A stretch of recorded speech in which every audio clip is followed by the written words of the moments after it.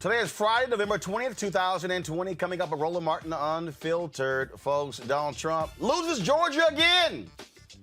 Republican Secretary of State declares the peach state for Joe Biden. The Trump people simply can't get over it. Trump also met with Michigan lawmakers at the White House today. He actually wants them to overturn the will of the people in Michigan. Pimp, that's not going to happen. And wait till I see you. He actually came out hiding. Only the second time he's talked since he lost on November 3rd. Y'all, he sounded so pitiful. And you know I have to play his whining. Because, yeah, there's nothing like playing the whining of a 74-year-old grown-ass man. Speaking of Georgia, dozens of veterans are asking Pastor Raphael Warnock to drop out of the race because of that ridiculous ad the Republicans are pushing around. Even Senator Kelly Loeffler got into a back and forth with Congressman Ilhan Omar about that. Wait until we tell you about that. Also, Pfizer formally asked U.S. regulators to allow emergency use of its COVID-19 vaccine. And the CDC warns against Thanksgiving travel and gathering of families. Plus, the People's Campaign is Poor People's Campaign is organizing more Monday caravans at state houses across the country to mourn the 250,000 Americans who have died from COVID-19. We will talk with one of the organizers. Also, we'll talk about why Black Republicans support Donald Trump. Well, we know why, because they're clueless.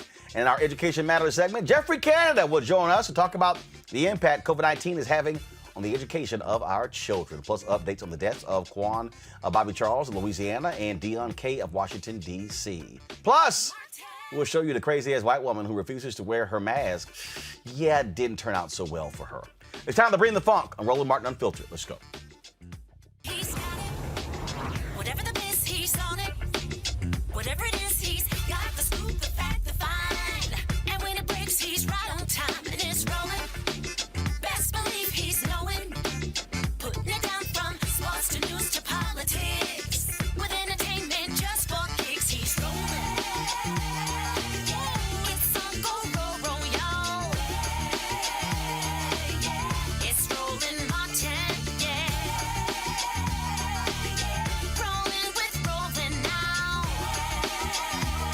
He's funk, he's fresh, he's real, the best. You know he's Roland Martin now.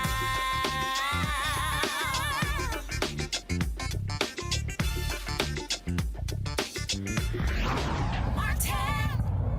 Oh, the whining, crying Donald Trump, the big loser, summoned Michigan's Republican leaders to the White House today for a meeting. He is desperate to overthrow the results in the state where he lost to Joe Biden. Michigan Senate Majority Leader Mike Shirkey and House Speaker Lee Chatfield both agreed to go, but were pretty close mouths about why they were there. Sharkey got questioned by some folks on his way to the airport. Then also, he got met by some protesters when he got to D.C. Y'all watch this. Senator Shirkey, why are you meeting with President Trump today? I was just having a delightful trip to Washington, D.C. today. And you're meeting with President Trump, is that correct? It's a good possibility. What will you be talking about with President But I Trump? won't be sharing anything else with you right now. Thank you. Are you talking to President Trump about overthrowing the will of Michigan voters? There's a bunch of Senator paid Shirkey? protesters out there who are going to start Senator Shirkey? Thank you. Senator Shirkey, did Joe Appreciate it. Biden win this election? I don't know what Yeah, appreciate it. It's, please. Did Joe Biden win this election? Should President Trump concede? Time has surrendered and Excuse me? earth is no more. I will cling to the old. What are you meeting with President Trump about, cross. Senator Shirkey? Senator Shirkey, what are you meeting with President Trump about? Time has surrendered. Senator Shirkey, do you believe that the will of the Michigan voters Earth is no more. should be honored? Will you honor the will of the I Michigan will voters? cling to the old. Will you honor the will of the Michigan voters, Senator Shirkey? Cross. Senator Shirkey, do you believe in democracy? Do you believe that 150,000 votes were fraudulent? Senator Shirkey, do you believe that the will of the Michigan voters should be honored? Will you honor the will of the Michigan voters? Why you're not in Michigan dealing with COVID? All right, so you heard those protesters there. This was another angle, go to my iPad please, of the protesters. Should be honored? Will you honor the will of the Michigan voters?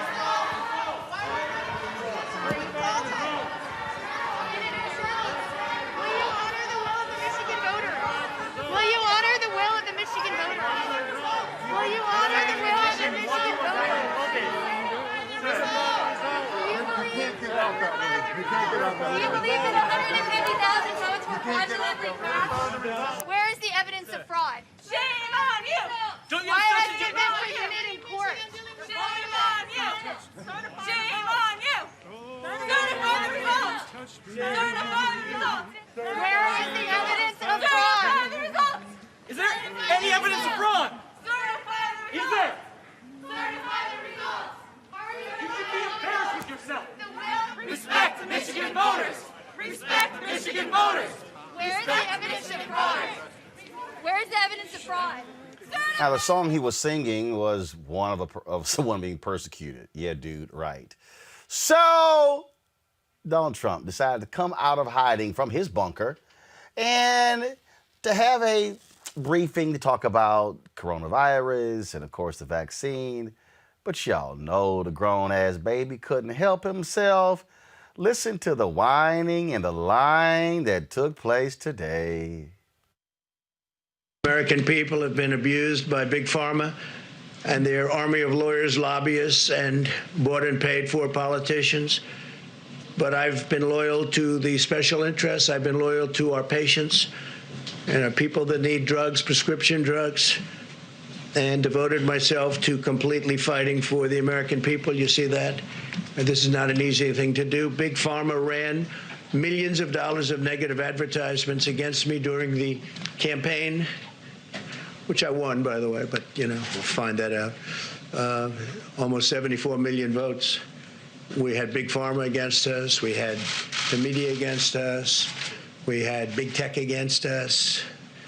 We had a lot of dishonesty against us. But Big Pharma alone ran millions and millions of dollars in ads. In fact, I looked at it. I said, who is it? I've never seen anything quite like it because I told them I'm going to have to do this. You know, I was put here to do a job. And Pfizer and others were way ahead on vaccines. You wouldn't have a vaccine if it weren't for me for another 4 years because FDA would have never been able to do what they did, what I forced them to do. And Pfizer and others even decided to not assess the results of their vaccine. In other words, not come out with a vaccine until just after the election. That's because of what I did with favored nations and these other elements, instead of their original plan to assess the data in October. So they were going to come out in October, but they decided to delay it because of what I'm doing, which is fine with me because, frankly, this is just a very big thing. Oh, ain't that so sad? All right, here we do this here. I want you to re-cue that up, and I want you to put us in a split screen. And so I'm just going to go ahead for y'all. And again, I'm going to translate Donald Trump and what he had to say in that news conference. Let me know when we are ready to do that, because that was just quite cute there. Listen to him whine and moan and complain. So let me know. I want to cue that back. So put us up at the same time. Let's go ahead and play that. American people have been abused by Big Pharma and their army of lawyers, lobbyists, and bought and paid for politicians. Oh, But they're I've bought been and paid loyal for to the it. special But I've been loyal to the special. No, leave it going. Leave it going. interests. I've been loyal to the our special patients. interest. Now he likes special people that interest, need but drugs, now he's prescription complaining about the drugs. special interest. And Really? devoted myself to completely fighting for the American people. Yeah, You see I that? fought for y'all. It This was is not an me. easy thing It to was do. just Big me. Pharma It ran wasn't millions easy. of dollars of Look at negative Big Pharma. advertisements against That's me why I during the lost. Campaign, They ran ads against me. which I won, by the way. Oh, but, which I you know, won, by the way, find which that out. actually I lost. I got my ass whipped by Joe Almost Biden. 74 million votes. Oh, I got 74 million We had votes. Big Ooh, Pharma but he got against almost us. We 80 had million votes. The media against us. Look at that. The media was We had against big me. tech Oh, against us. the media who I used to suck up We to. had a lot of dishonesty Oh, against I us. don't know. Everybody was against But me. Big Pharma alone Big ran Pharma was millions and against me. millions of They dollars ran. in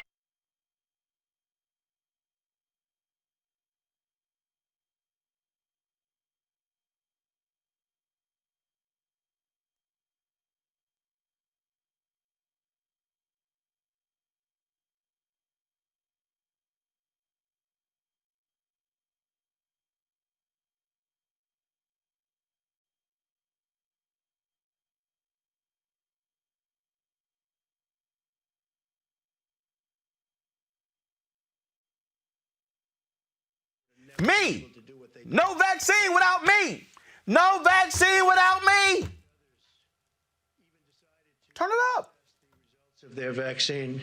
In other words, not come out with a vaccine until just after the election. Look at That's them. because of what I did. They came out with a vaccine after the election. They cost me the election. Damn you, Pfizer. Instead of their original plan to assess the data in October. They screwed said they were me. gonna come out in October. Me. But I they saved decided the to delay it because world. of what I'm doing, which is fine with me because, frankly, this is just a very big thing.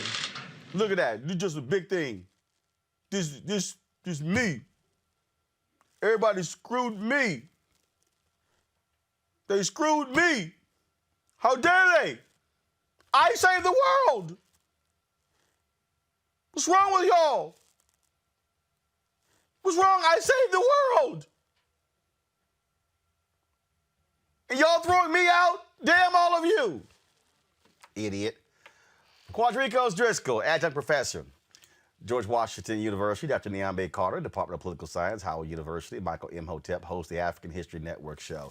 Boy, that's a lot of bitching and whining there. They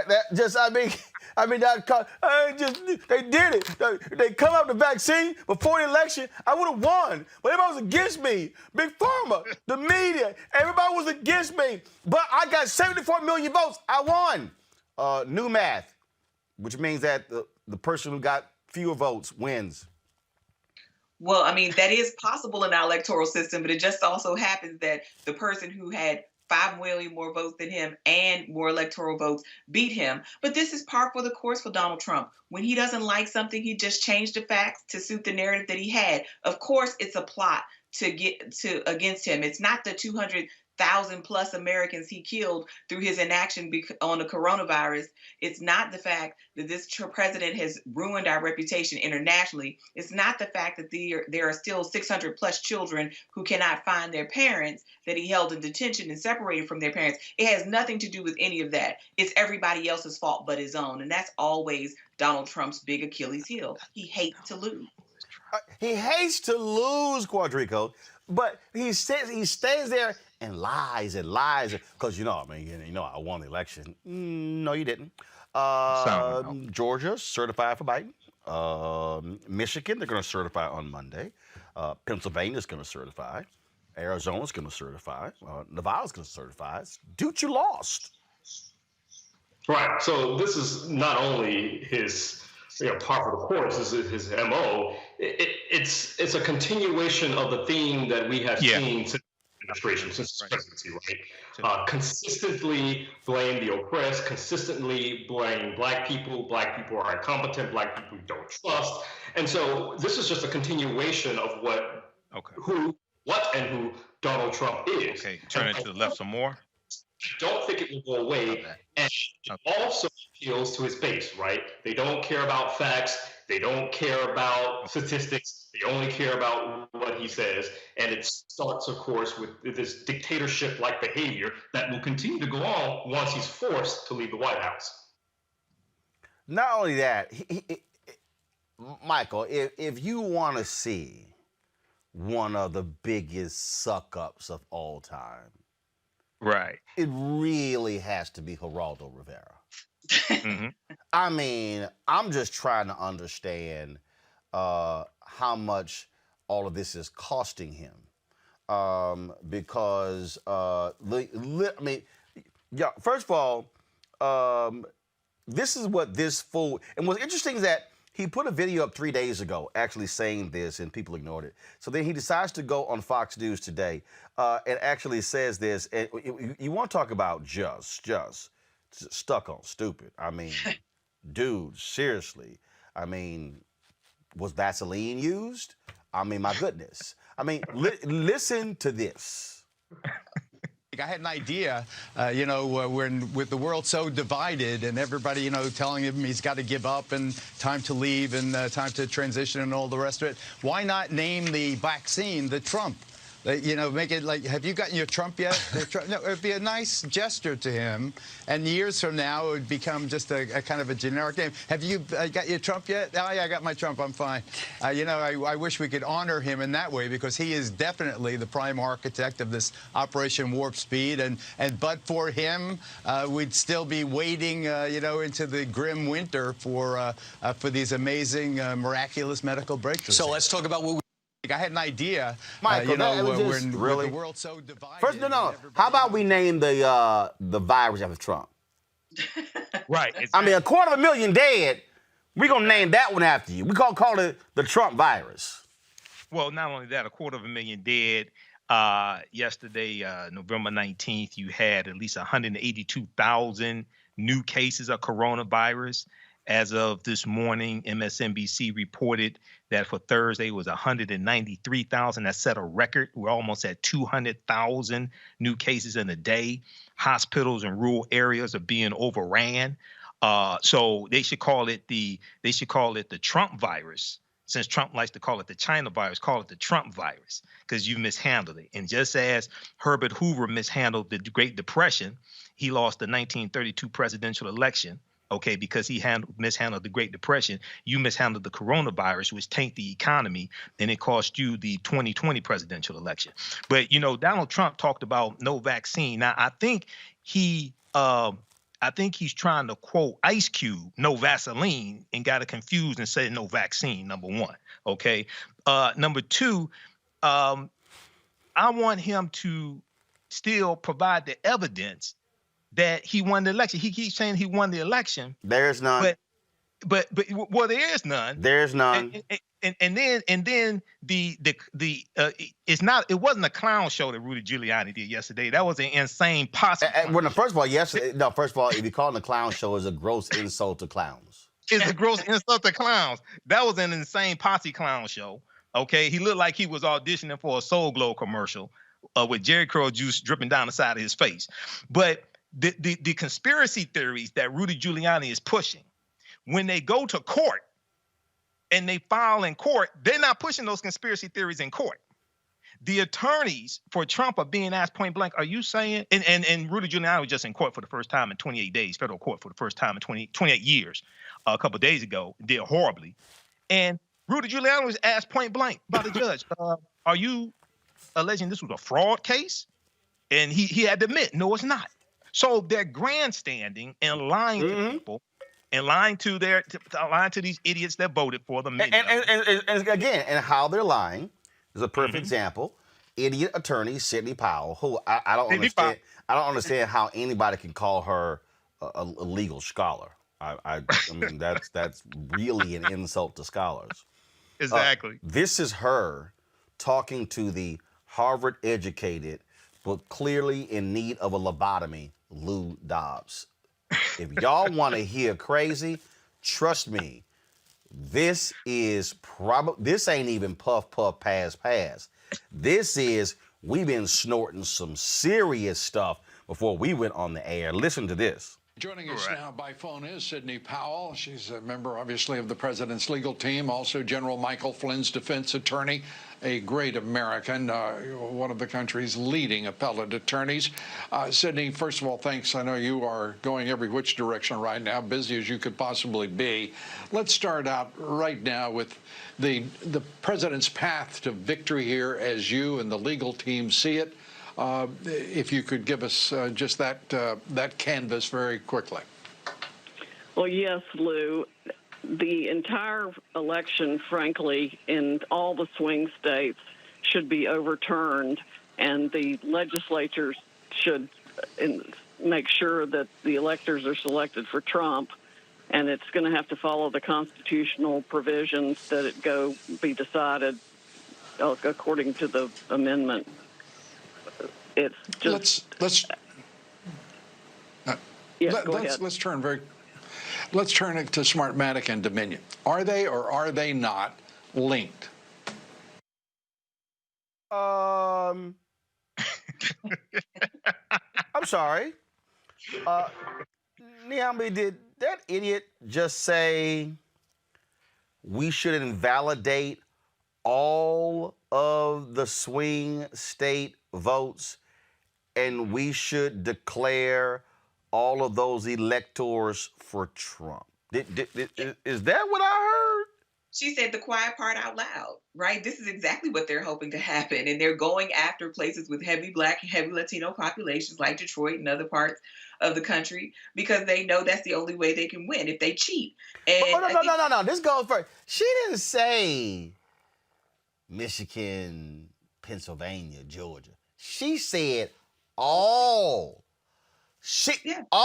of them. So basically, she's saying any state Donald Trump lost, fraud was going on, but all the ones where he won, everything is good. What's so crazy about that is they don't care about the congressional elections in those states where the Republicans picked up seats. Somehow those managed to be fraud-free, just the presidential election. And I don't know the fraud that works that way. Because if you're going to take just the presidency and not take the Senate, I don't know how this works. So this is nonsense. And I think the fact that we have to give this any energy at all sort of gives it a credibility because now this stuff gets repeated so much. I think people have a hard time telling the lies from the truth because many people really don't know what's happening here. And when you have this person who sounded barely coherent, quite frankly, we're gonna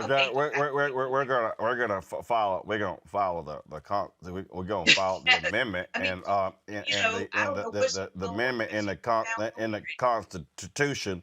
I mean, Niambe, I don't really recall there being an amendment that could somehow invalidate. I have no idea. Well, I mean, but this is the craziness. But this is also why the Electoral College is a really sort of tricky kind of institution, right? Mm-hmm. Because lots of things can happen at the state level with electors. And I think that's why he was having that meeting today with those folks from Michigan, trying to convince them, right, to change the rules about how they pick electors after the election in order to get those electoral votes for himself. So, I mean, look, these people have no shame. They don't care how they get it. They just know that they want to live in that White House for 4 more years and lay waste to the rest of America, strip it down for parts and sell it where they can. This is, I think, one of the most insane moments that we have witnessed in recent history. Like, if you would have told me 10 years ago that we would be wishing for the days of George Bush again, I would have said you are crying. You're crazy. You lying. But, I mean, that's insane. Here is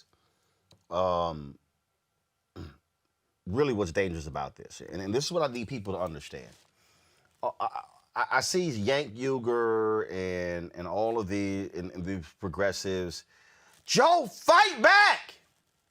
Mm-hmm. Here's the problem, Quadricos. There is no law that requires the sitting president to actually work with the incoming administration. Right. I'm trying to figure out. They're like, fight back. Sue! Based on what ground? There literally is no law. We have customs, but there is no law that says you have to meet with, turn over, provide. There isn't. In fact, and this is just a fact, folks, until December 14th, the Trump folk can keep doing exactly what they're doing, and until the electors meet and actually vote. Now remember, they vote. Congress still has to accept the electors. So I need everybody to understand, Donald Trump might do this until January 20th. Roland, I think you really just laid out for us a potential constitutional crisis that I actually have been saying for quite some time that we might very well face, right? A peaceful transition of power really is contingent upon one thing: a concession speech. we know that Trump will not concede. He will not concede this election whatsoever. So then what does it mean when a president, right, will not concede based off of traditional institutional norms that we've become accustomed to? We know, of course, that Trump has ripped the Band-Aid off of any sort of societal or presidential norms. And so this really jeopardizes the national security, quite frankly, of the country. So he is putting, of course, the country at risk when he refuses to meet with the transition team of the incoming president. Of course, that's because he refuses to acknowledge this election and the election results. So right now, what they're doing, what they have continued to do, is throw delusions at people to be confused so that people don't know what the process is, what the truth is, what the facts are, and just continue with the rhetoric of this election is stolen. Again, it is a continued theme of blacks are corrupt. As my sister said, the states and the districts are largely black. Detroit, Atlanta, right? So we know that there is a distorted effort to make sure that these votes don't count across the board, even in swing states, as Powell said. And then the second point is, let's be very clear, for Rudy Giuliani, Powell, and the others, this for them boils down to money. They are getting paid to say and to think whatever Donald Trump wants them to, because quite frankly, they are patenting their pockets and their purses with money, and to hell with America and the rest of the people. And so when you really begin to look at the dynamics going on here, it really does boil potentially down to a constitutional crisis, right? I'm concerned when it comes to January 21st and Trump decides that he's going to hold ground and not leave the White House. What then will that I'm not, here's the deal. I'm not at all concerned about that. Michael, that's a no concern to me, because here's the deal. This is the reality of the Constitution. See, this is where the Constitution comes in. As of 11:59, when that thing strikes 12 p.m. Eastern on January 20th, Joe Biden is president. Up until that point, Donald Trump can literally sit in the Oval Office until 11:59 a.m. Donald Trump will have all of the powers. All the powers. He can literally launch a missile strike at 11:50 a.m. Eastern on January 20th. But 9 minutes later, his ass gone. And if Donald Trump is still sitting in the Oval, I'm telling y'all, I'm not worried about that. The Secret Service is going to walk in and say, you're now the ex-president. You no longer sit in this office. They will pick him up and escort him to the beast. Drive his ass to Andrews Air Force Base. If he wants to hold a MAGA rally at the Air Force Base for 5-10 hours, he can do whatever he wants. Then they're going to put his ass on that plane, that blue and white plane, and they're going to say, where are we flying you to? Are we going to Ireland, Mar-a-Lago, New York? Are we going to hell? Where are we going? They're going to drop his ass off. His Secret Service detail is going to follow him, and that plane is flying back to Andrews Air Force Base. So, Michael, I ain't worried about that. Right. The thing that I'm concerned with is they clearly want to sabotage Joe Biden and Kamala Harris by delaying the transition, that delays the vetting, that delays hiring staff. They want them scrambling like chickens with their heads cut off on January 20th. That he only loves chaos. He's a sore loser. I said this on ABC in February 2017 to the Republicans. You have allowed evil into your home, and now evil is consuming you. Because he is sitting in the Oval, he is going to consume America with his evil until he has walked out. Absolutely. And, you know, one of the things that's also delayed is President-elect Joe Biden getting the presidential daily briefings also. That's delayed as well. That's held up by Emily Murphy, the GSA. So that's delayed also. And again, that's the law. The reality is, Yep. this is just, it's frustrating to people until the election results are certified. She doesn't have to do anything. What we are now learning is that all of this stuff before Trump, it was custom. It was respect. It was patriotic.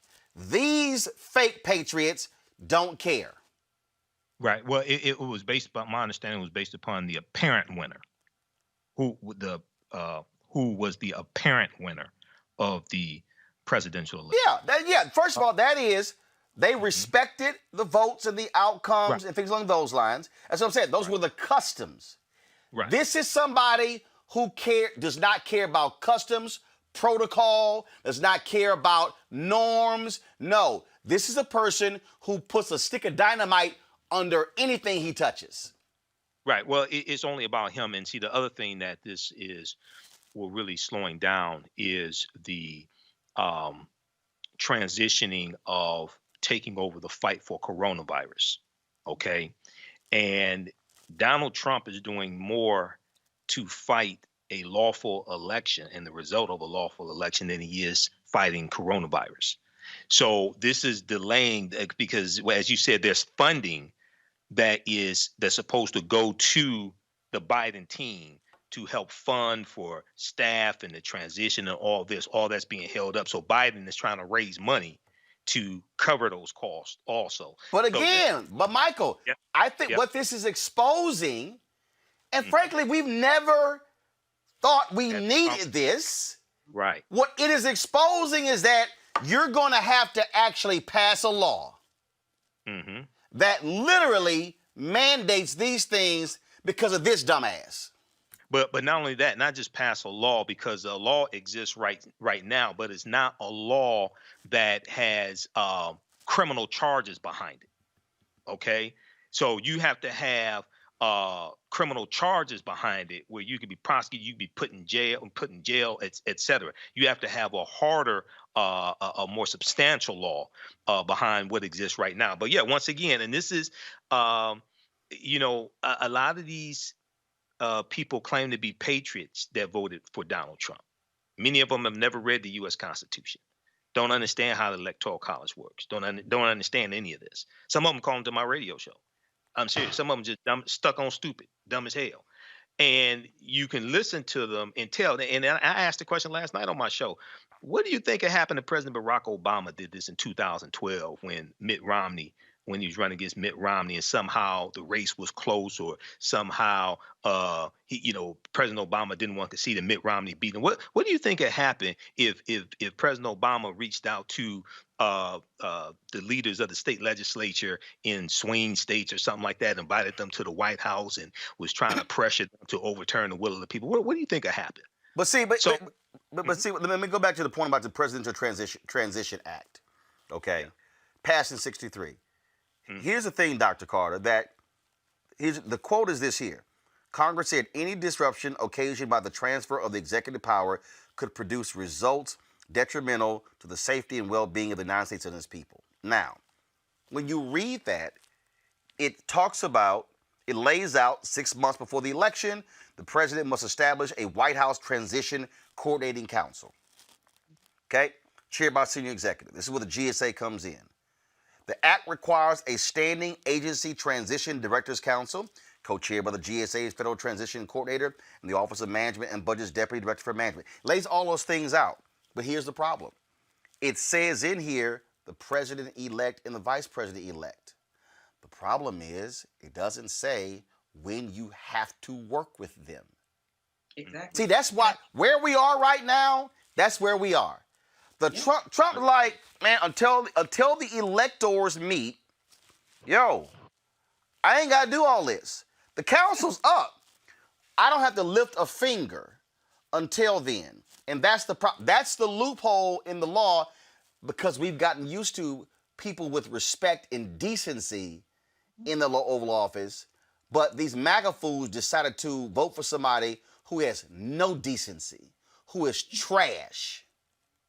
Well, I mean, luckily, things like concessions and all of that are not needed for this transition to take place. It really would just take Emily Murphy to sign the letter, and she could, and Joe Biden could do all of these things right now. But Emily Murphy is not doing that. In part, she claims that this is a contested election, but it's contested by no one but Donald Trump, with a lot of unfounded truths about voter fraud and Dominion machines and all this other nonsense.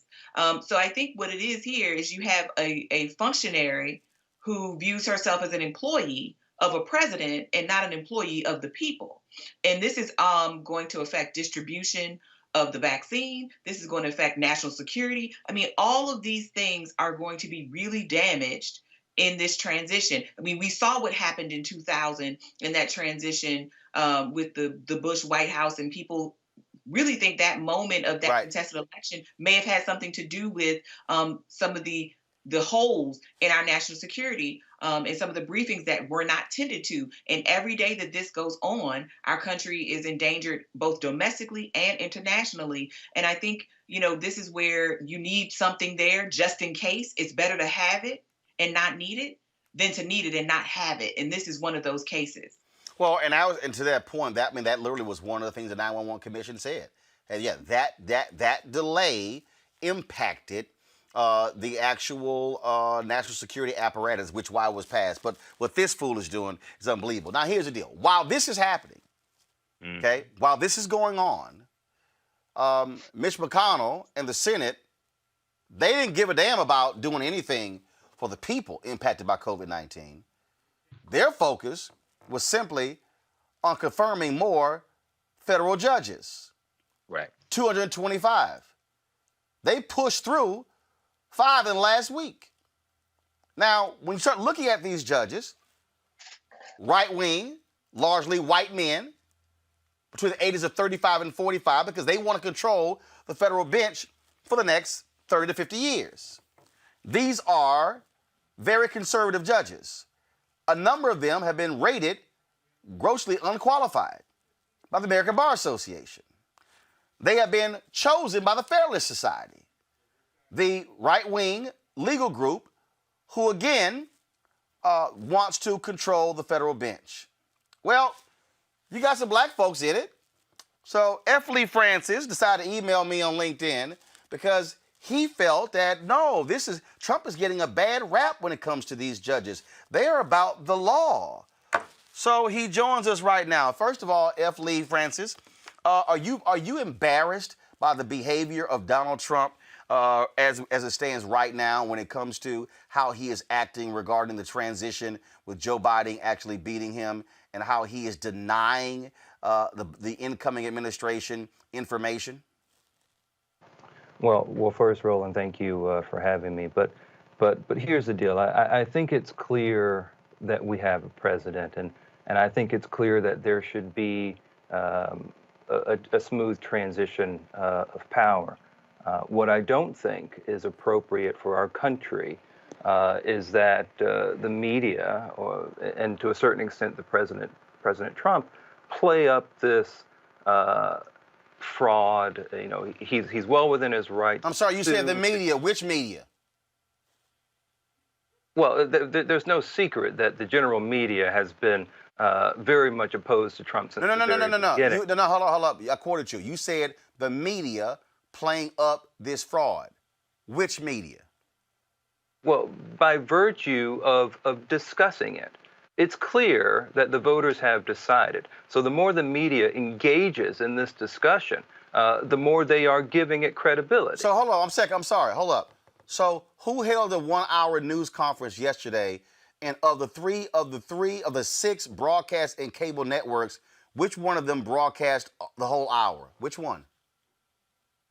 I think my point is, again, I think I'm agreeing with you. It was Fox News. So the people who are actually playing this up is Fox News, OAN, Newsmax, and conservative media. That's who's actually playing it up. It's actually been debunked by real journalists. We forget that Fox News was the first one to call places like Arizona. And they were right. They were right, but what do we have? We have people who are conservative saying, well, they shouldn't have done that. But the point is we need to move past this. For our country to move on, it's clear that the voters have decided. If there are issues of fraud, those will be investigated. Those will be found out during court hearings. But it's clear who the winner is. Actually, they've lost literally 30 times in federal court, and each time they've gone into court, they've presented no evidence of fraud. They've been shot down every time. In fact, they then went to court and confused voters in Minnesota with voters in Michigan. Well, again, I think we have to first figure out what we're talking about when we say fraud. No, we don't. Rudy Giuliani and his crack legal team does. Well, let's understand, you have places like North Carolina. There are several counties in North Carolina that counted ballots twice, that did not count early vote ballots. So maybe that's not necessarily fraud, but what we do need to figure out. That's not fraud. Hold, stop. Do me a favor. If you're going to say we need to cite what's fraud, then cite what's fraud. Now, when you say they counted ballots twice, was that discovered? That was discovered. Was it? What? Okay. Did they explain? Was it an accident? What happened there? I guess my point is, regardless of if it's an accident, we need to understand that there is a process that takes place that needs to that this election needs to be secure. Well, who won North Carolina? Who won North Carolina? Well, President Trump did. So if there was any voter fraud in North Carolina, why is the Trump team suing North Carolina? Why are they only suing what black people are? I think that's their prerogative. I can't get into the mind of their legal team. Trust me, I don't think they have much mind, because that news conference yesterday really revealed that.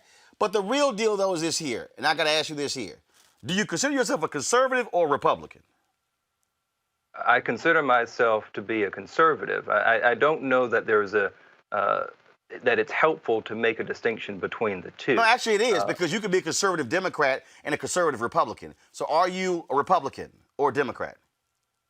I am a Republican. Are you embarrassed by the Republican Party, the entire Republican Party apparatus, who refuses to call out Donald Trump? Mitt Romney released a statement. Ben Sasse has made some comments. But literally, the Republican Party, they had the news conference yesterday at the Republican National Committee. Ronna McDaniel, the chair, is going on and on with lockstep with Donald Trump. Is it embarrassing as a black Republican to watch Republicans say nothing, and criticize Donald Trump, as opposed to stand up to him and say, enough is enough, you lost?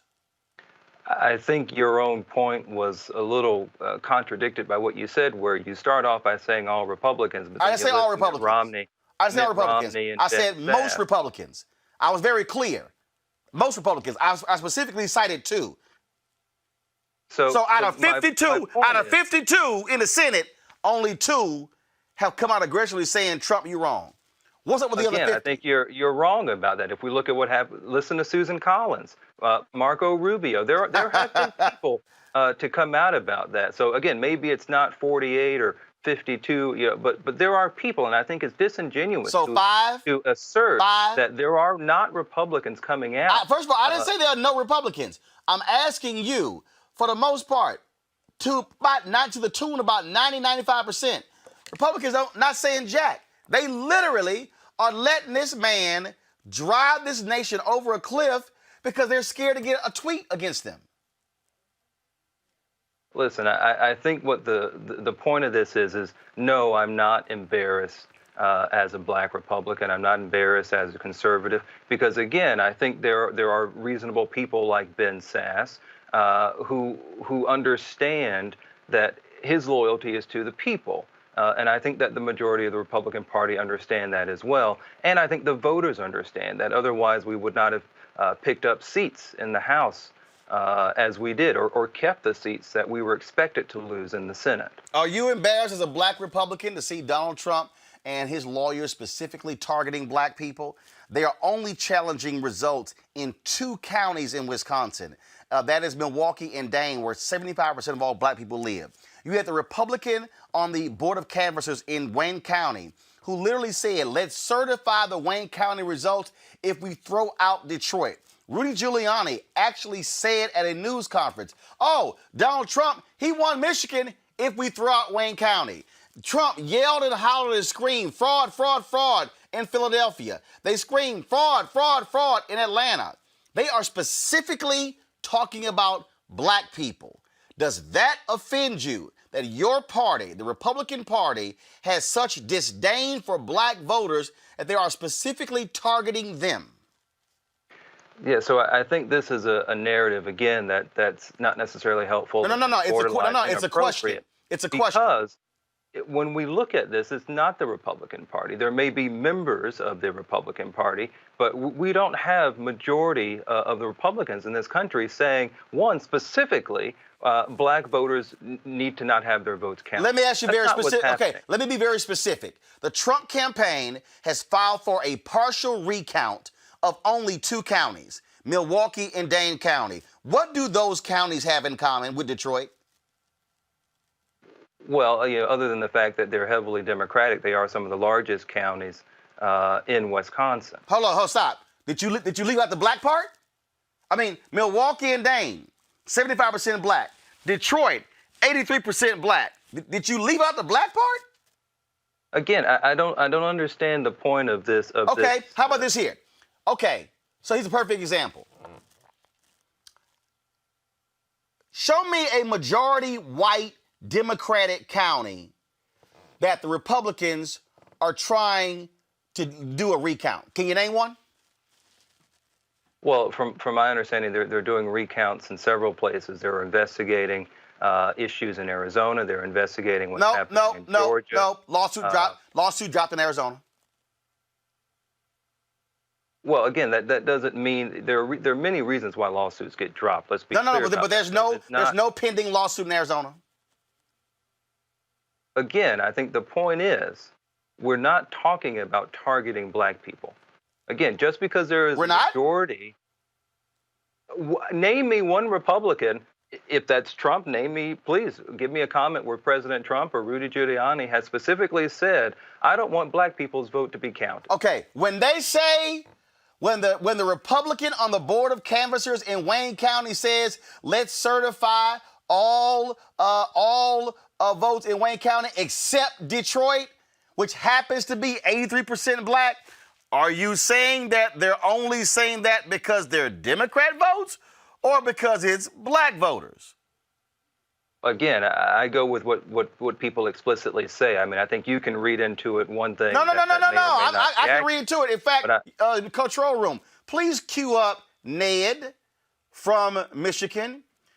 Here was a guy who, in the public hearing, F. Lee, who actually said, how are y'all only talking about irregularities in Detroit, but y'all are saying nothing about irregularities that took place in a majority white town? You don't find that to be strange, that it's only the black people, but it's not the white people? Again, I think this is a narrative that it's further dividing. When we separate blacks and whites, which is apparently what you're trying to do, this is a narrative. I'm not. Rudy and Donald Trump is. Again, but I said from the very beginning of this conversation that we have someone who is a clear winner. I think that should be the conversation. So why? Okay, well, if that should be the conversation, then why did you vote for Trump? I did, yeah. So why won't the guy you voted for, why can't he accept it? Why can't he be a grown man and stop? Donald Trump literally, did you see today? He literally went on television and said, I won. I won the race. That's what he said. Again, I think there's a larger picture here that all Republicans are not Trump. We can't inquire into the mind of... But he's your leader. One. Well, again, I think that there are several leaders. I mean, I think when you look at Ben There's one Sasse, president. look at Mitt Romney. Mitt Romney's not a leader. Is Mitt Romney in the Republican leadership in the Senate? No. Who is? McConnell? Cornyn? Again, you see both of those people starting to push back against President Trump. Who? Cornyn made statements earlier this week. Who? Which one? John Cornyn from Texas. Man, Lee, John Cornyn complained about Puerto Ricans voting in the presidential race when they don't even vote for president. Lee, I'm from Texas. He actually said it. Would you like for me to pull it up? I think my point is that Trump, you have a majority Senate most likely when these two, when the incumbents win in Georgia. No, they may not win in Georgia. I don't know about that. David, well, guess what? Y'all thought Trump was going to win Georgia. That didn't happen. Certified today, Republican Secretary of State certified Georgia for Biden. Again, I think the larger point is when you have folks like Mark Robinson in North Carolina, the first black Republican lieutenant governor, mind you, received more votes than both Tillis and Trump within North Carolina. So Lee, that don't mean nothing. Roland Burris had the most votes ever in the state of Illinois when he ran for attorney general and lost when he was governor. Okay. No, but I think the larger point here is something, again, mainstream media doesn't want to discuss, and clearly not here, is that there is a trend moving away from the Democratic Party. Where is it? First of all, let me correct you on a couple of things. One, it's not wise for you to say that we don't discuss it here when in fact we have discussed it. That's first. So you might want to pump your brakes on that one. But two, when you say there's a trend means multiple elections. Where's the trend? I think the trend is in the data. For example, we look at, if we're looking at presidential races, Trump is getting, some are saying 14 to 16% in 2016. In 2020, they're saying he's getting closer to 20 to 25%. Actually, I've seen no data. I've seen no data that exceeds 20%. So the 25%, and again, even with that one, we're still looking at that to determine that. So first of all, when you say the data, be real specific. Who? Well, there are several researchers. Name them. There's Pew, there's Edison. There are several groups that have come out. In fact, we see that Pew has done a study that this is evident. It's evident, one, where you have Joe Biden getting fewer. Sure, he got 90% of the black vote, but again, Trump is able to shave off, and this has been indicative of the Hispanic vote, from what was reliably Democrat. No, actually, when you break down the Hispanic vote, you have to break that specifically down what part of the country you're talking about. So, for instance, if you're talking about in Texas or on the Rio Grande Valley, that was the Tejano vote. When you talk about in Florida, specifically, that was Cuban and Venezuelan. Joe Biden exceeded him when it came to Puerto Ricans. And so we talk about Arizona, it was Latinos in Arizona who whooped Trump's behind, which is why he also lost Arizona, plus Native Americans. But here's the whole deal, though. You could go through all this, the trend or whatever. Here's the deal. He lost. Donald Trump lost. I see that from the beginning. That's not an argument. I mean, if we want to talk about judges, we can talk about judges. No. We're going to talk about judges because that's also important, because what you have is you have a clear direct attempt by Republican Party where Mitch McConnell blocked 100 judges from Obama because he wanted to control the courts. They blocked Merrick Garland, making up BS rules, appointed 225 judges. You don't find it shameful as a black Republican that out of 225 judges, the Federalist Society can only find one brother? I mean, I've been knowing a lot of black Republicans. I've been lying. How many black federal judges have they appointed? So according to a Pew study. No. I didn't say the study. I'm talking about the actual judges who have been confirmed by the Senate. How many of the 225 judges that Donald Trump and Mitch McConnell and Republicans in the Senate have confirmed, how many of those 225 are black? Again, as of yesterday, there's 227 judges. Okay, of the 227, how many of them are black? 8 of them have been black, and there have been 2 this week. And how many on appeal? Hold up, 2 this week. So praise the Lord for this week, because your numbers are looking bad. The question still here is this here. But wait, no. Hold up. I'm going to ask you this here. Again, of those judges, when you look at the grossly unqualified, they confirmed this week, a white woman, 8 years out of law school, ain't never been in the courtroom, rated unqualified by the American Bar Association. You defend Mizell?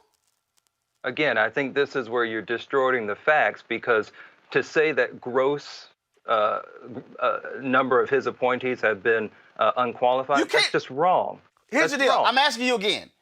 Do you think Catherine Mizell, 8 years out of law school. Do you actually believe somebody 8 years out of law school has earned a lifetime appointment as a federal judge? Listen, Bruh. here's the deal.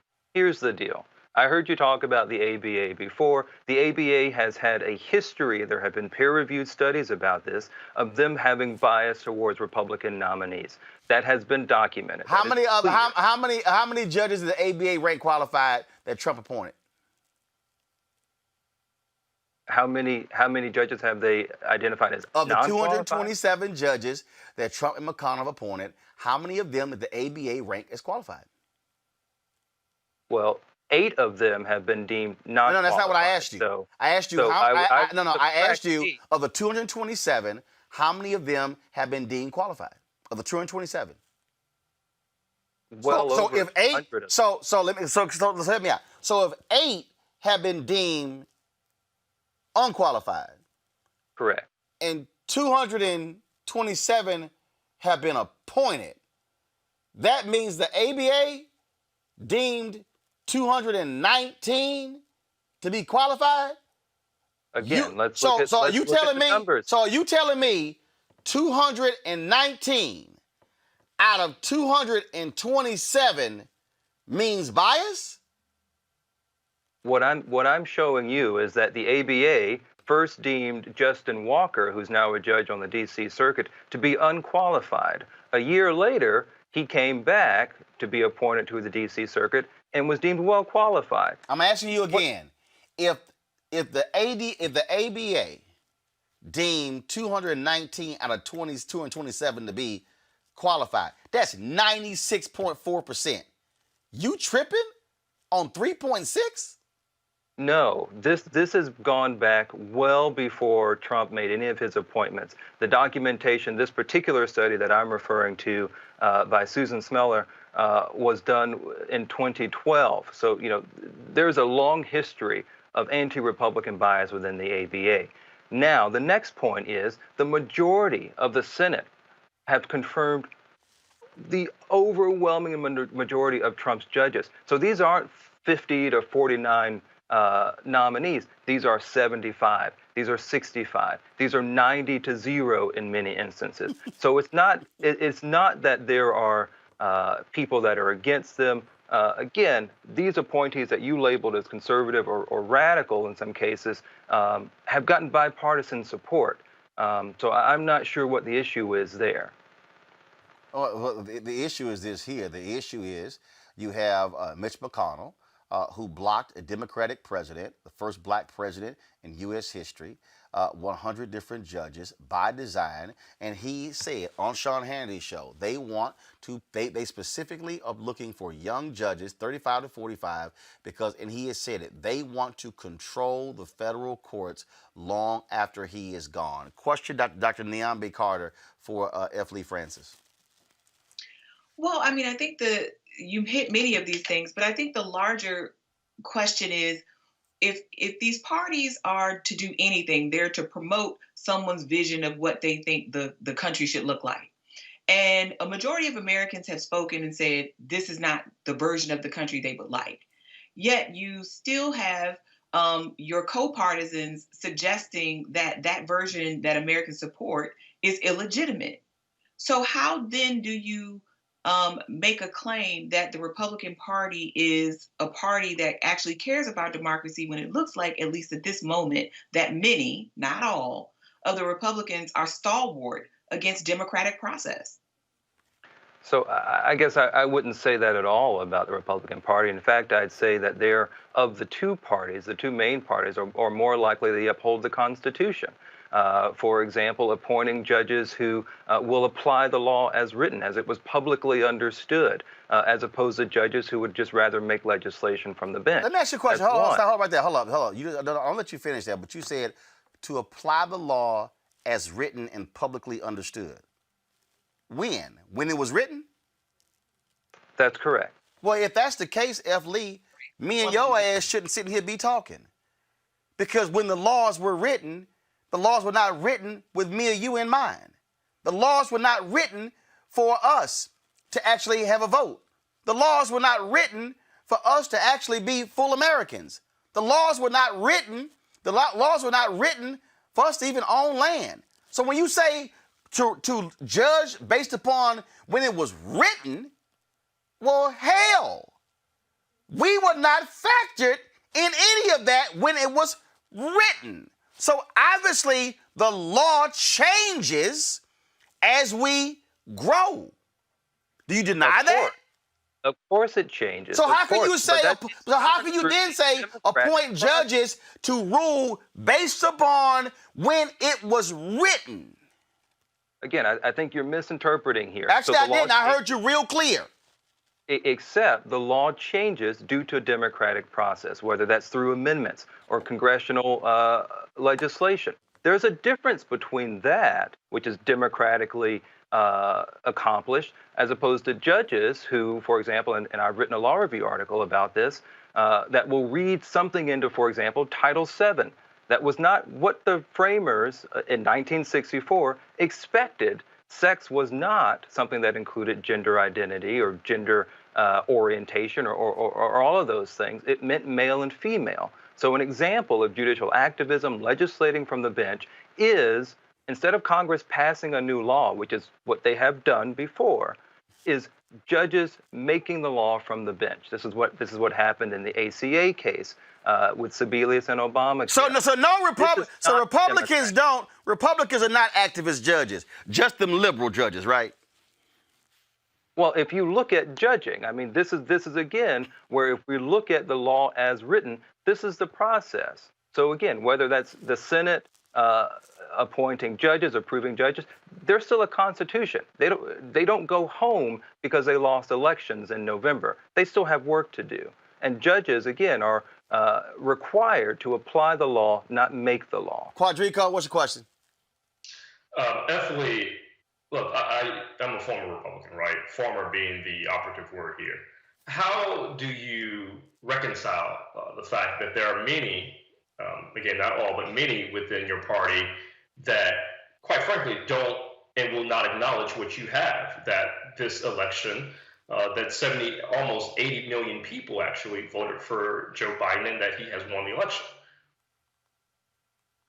Well, again, I think this is no different from how people felt in 2016, where it's a difficult thing to understand. Sure, Rick Santorum said that Trump needs, and maybe his voters need time to process this thing, time to verify this election. I think it's clear that Joe Biden is now the president-elect.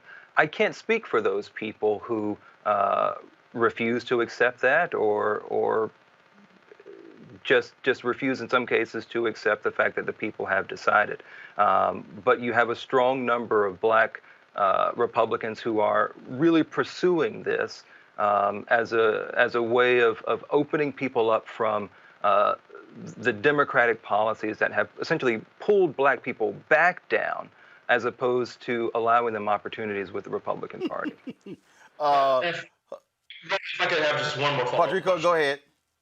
It's not only that they are not refusing to accept the results, but they're refusing to accept the results and they're being violent in some cases in the process, right? And I think that's the troubling perspective here, right? How ethically then do you center yourself in a party that not only refuses to accept the facts, but that causes violence to people, and particularly people of color?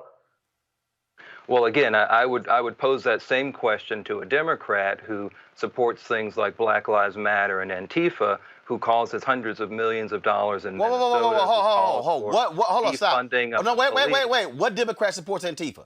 Name one. I'm sorry? What Democrat supports Antifa? They support what is behind. No. This. You said like Democrats who support Black Lives Matter and Antifa. Name me a Democrat that supports Antifa. Well, I think you're hard pressed to separate the two. No, you're not. No. Hold up. I'm not hard pressed. Actually, I'm not hard pressed at the two. First of all, have you actually talked to Antifa people and Black Lives Matter people? Have you actually been out in the streets and observed them? Have you? I have read articles about No. this. I didn't ask you, have you read articles? What I asked you was, Have you actually sat down and talked with Black Lives Matter activists and leaders and Antifa leaders, and have you been in the streets and actually observed them in action? Well, it's hard to get in the streets when they're burning Actually, it's down not hard to buildings. get in the streets. So Hell, you can see that happening. No, Lee, it's not hard to get in the streets. All you got to do is walk out your house. Now, maybe you scared to go to a protest. I'm not. No, I don't think so. But I think, again, if we're talking about violence and we're saying that Republicans have a monopoly on violence. Who said that? You've got Hold on, wait. Matter. Hold on. Who said that? Who said Republicans have a monopoly on violence? Who? Again, the point is... No. You can't... See, Lee, you can't say stuff, and then when I ask you for to back it up, then you go, the overarching point is, the larger point is, the bigger point is, no. What I'm saying is, don't say stuff if you can't back it up.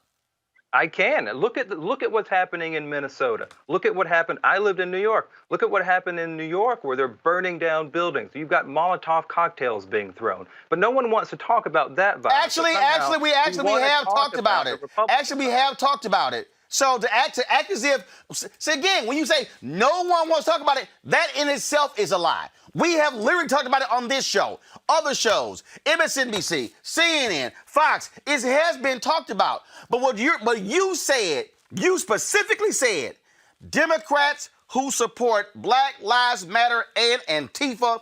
And when I asked you for a simple fact, show me a Democrat who has come out in support of Antifa, and you can't. I can. Look at the mayoral race in Oregon. Look at what's happening in Washington. You have a mayor saying, I will implement these policies. You have people, the mayor's implement what policies? Summer of Love. Hold up, implement what policies?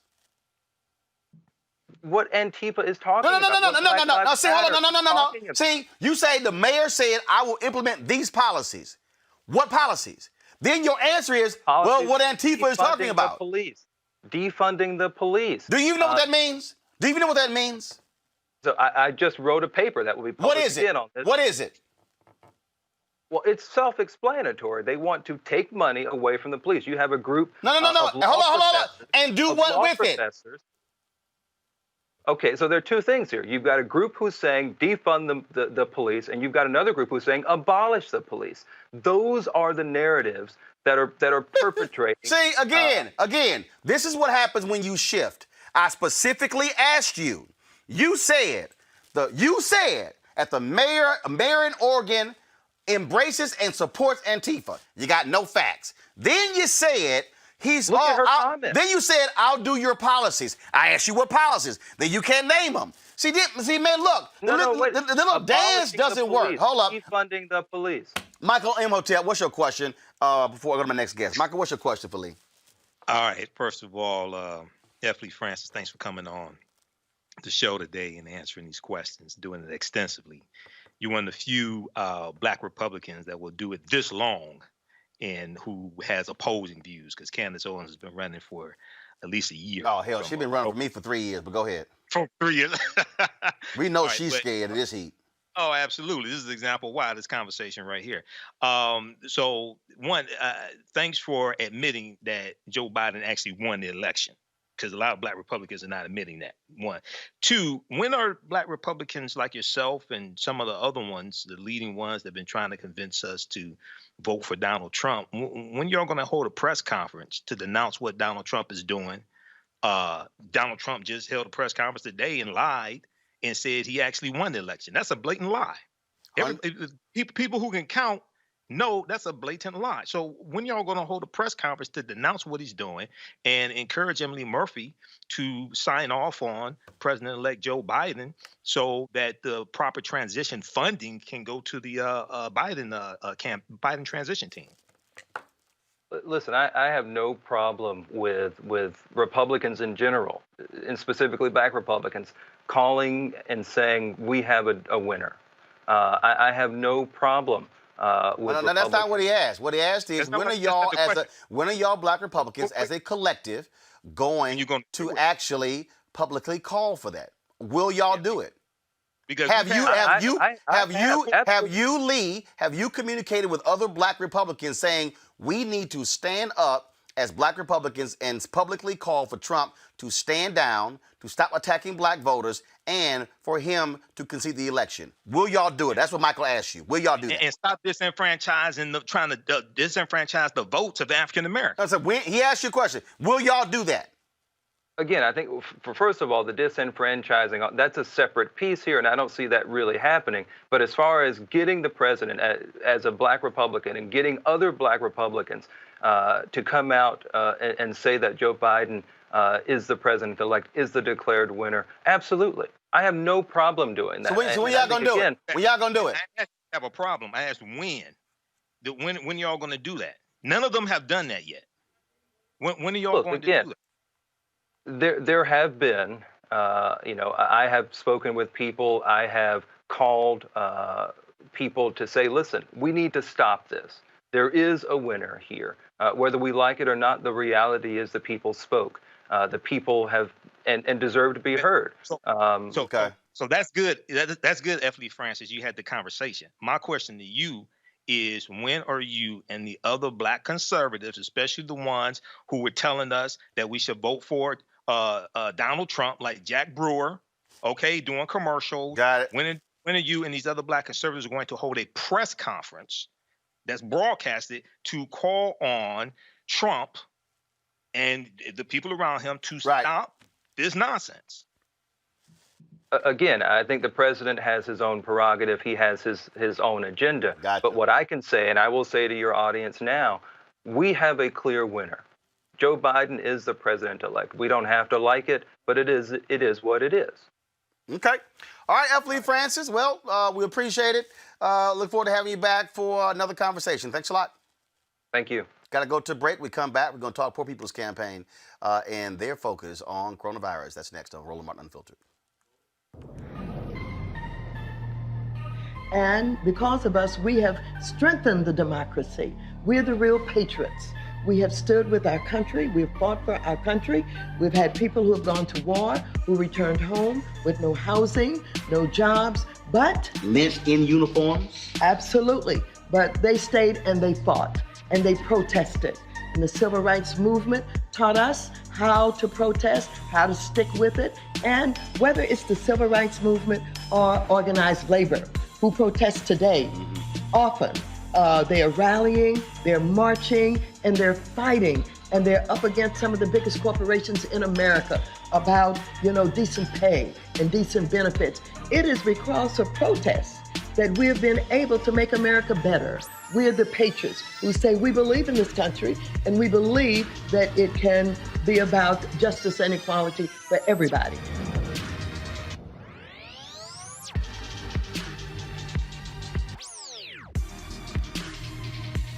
Senator in particular irks me.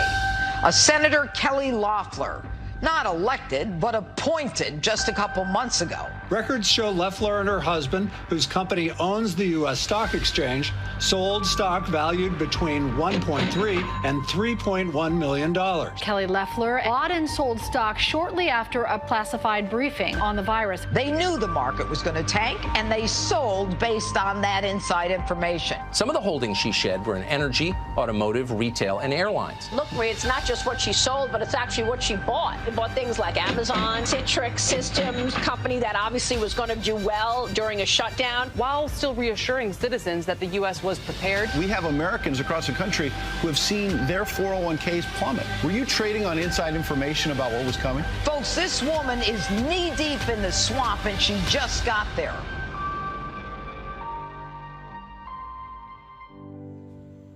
I'm John Ossoff, and the path to recovery is clear. First, we listen to medical experts to control this virus.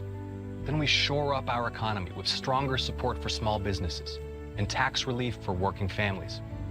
And it's time for a historic infrastructure plan to get people back to work and invest in our future. We need leaders who bring us together to get this done. And that's why I approve this message. The thing is, to that point when you talk about entertainers, influencers. And what's crazy, and I hate the fact that I even said it, because I'm tired of trying to dance to give you information. Why I just can't give you information.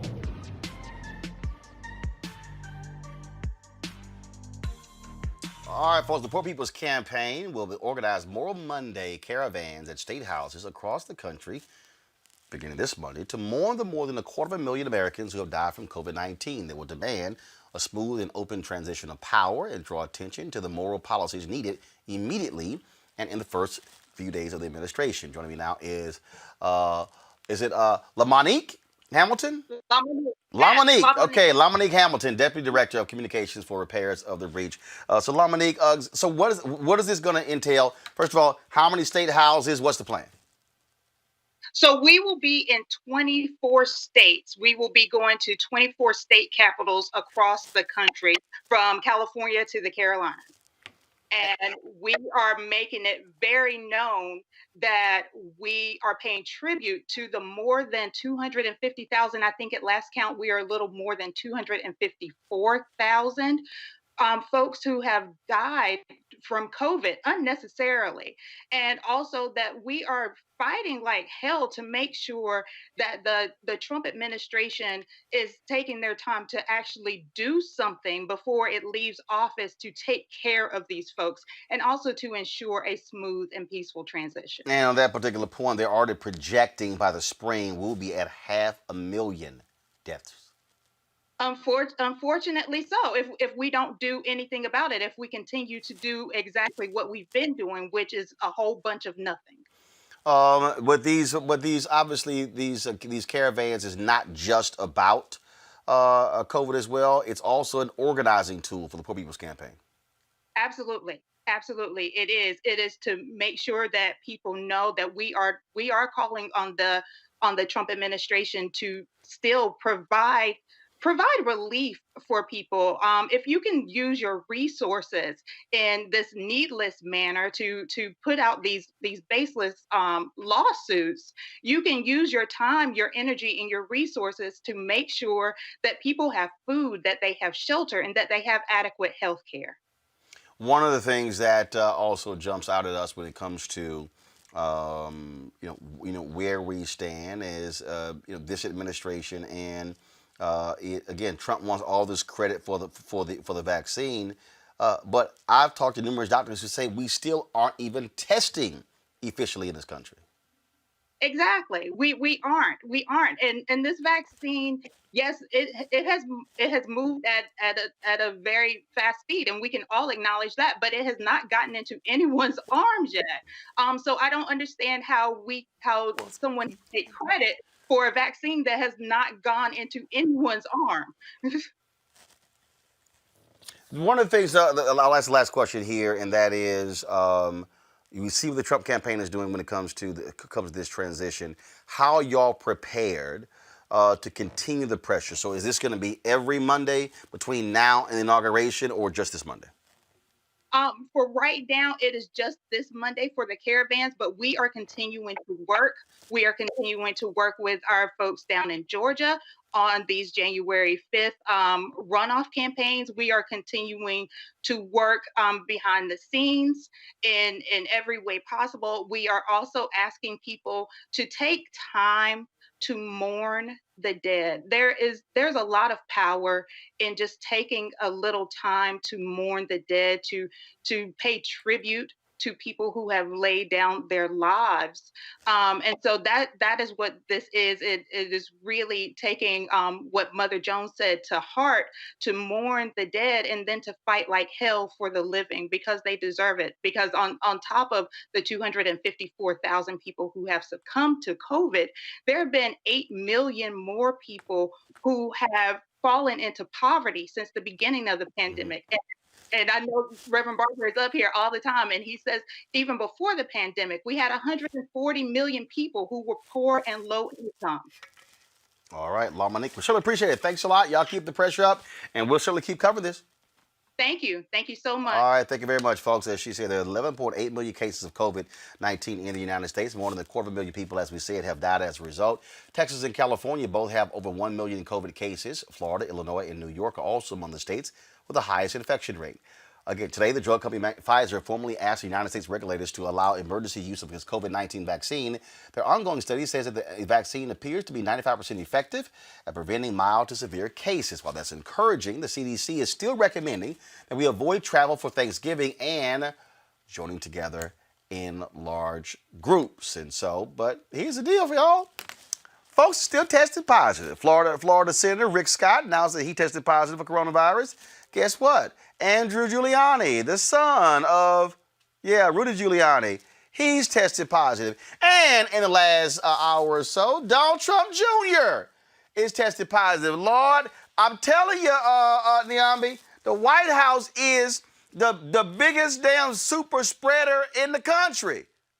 It seems like at ground zero. I mean, you got to remember the over 100 Secret Service agents who've been tested positive for COVID-19, not to mention the president and the first lady who've also tested positive for COVID-19. But this is what happens when you act in denial. The virus believes in you, whether you believe in that virus or not. And so these people are reaping what they've sown, which is misinformation. They've politicized mask wearing, one of the most effective tools we have at combating this virus, and thumb their nose essentially at all the information we have from public health officials in this country and internationally. And this is why we now are on track to see more and more Americans dying. I mean, and not to mention the long-term COVID injured. So folks who have survived COVID-19, but may have residual effects that we're not even sure about yet, and what their long-term prospects look like once they have been cleared of the virus, but may have longer-term health consequences as a result of contracting COVID-19. The thing that I find also to be hilarious here, Michael, is again, when you look at all these folks testing positive now, because Rudy was around his son, and his son was around the whole legal team. None of them could be at that meeting today at the White House with the Michigan lawmakers, who, by the way, came out of the meeting and announced, we're going to do the will of the people, and we're not going to seat no Trump electors. So the meeting was a complete waste. But it shows you these people are so stupid. They're just spreading around on each other. And I'm like, y'all just going to kill each other off. Well, Roland, I said this on your show a couple weeks ago, brother. This is the chickens coming home to roost. You reap what you sow. This is karma coming back on them. And be quite honest with you, I have no sympathy for them, one. Two, Joe Biden and the MVP, Madam Vice President-elect Kamala Harris, they're going to have to sanitize the White House. It's some nastiness up in there. They're going to have to sanitize the White House before they go in there. This is a super spreader, and I saw the representatives from the state of Michigan's Senate Majority Leader and House Representative Leader, when they were at the airport, they had on masks. Now, when they came out of the White House, did they have on masks? I wonder if they kept on masks when they were with Trump. Man, let me tell you something. These people are so stupid. Look, I'm telling you right now, Quadricos, ain't nowhere in hell if I go around that fool. Let me tell you something. I'm telling y'all right now. Pastor Darrell Scott, I talked to him, Quadricos, and he said, my wife was telling me the same thing. But stay at the White House. I said, man, you better keep your ass at home. I said, you saw what happened to Bishop Harry Jackson. He got COVID, died, and Trump still ain't acknowledged his death. Mm-hmm. Did he acknowledge the death of Herman Cain as well? Look, there is blood on their hands. There's no way around that. This administration has a lot of deaths responsible for it. And at some point, if we believe in an afterlife, they perhaps have to answer for that.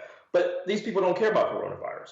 And that's clear. They don't know what it means to be in right and in moral community, which is why they politicize masks. And so we're going to continue to see this sort of behavior.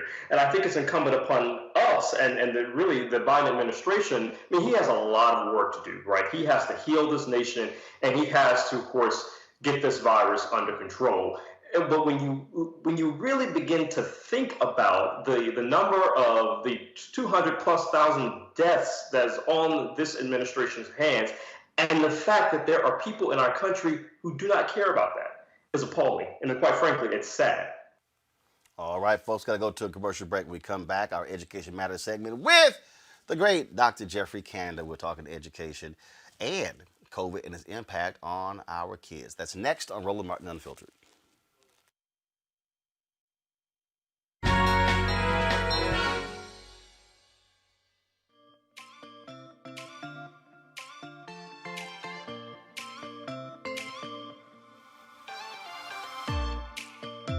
Public employees had make getting through this pandemic possible.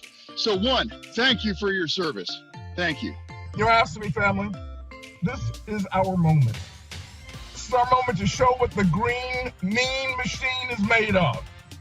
For the next week and a half, we've got to show our power and make our voices heard every single day. We will mobilize, we will organize, and we will win. Oh, ask me. Oh, ask me.